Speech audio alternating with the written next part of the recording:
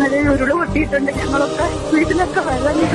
അങ്ങനെ ഇന്ന് ഇരുട്ടിലായ ഒരു നാടിന് വെളിച്ചം പകർന്ന ദിനത്തിന് സാക്ഷ്യം വഹിക്കുകയാണ് the real Kerala story. Shana, എന്താണ് പറയാനുള്ളത് നിനക്ക്? ഇതിന് മതമോ ജാതിയോ വർഗമോ ഇല്ല. മനുഷ്യൻ മനുഷ്യന്റെ പോലെ. അതിൽ ഇടതുപക്ഷ സർക്കാരും വലതുപക്ഷത്തിനും ഈ കണ്ണുനീര് തുടയ്ക്കാൻ ആര് ഇതിന് 1 രൂപ കൊടുത്തെന്നാലും അതെല്ലാം അഭിമാനത്തോടെ തന്നെ പറയാം. അതാണ് നമ്മുടെ കേരളം.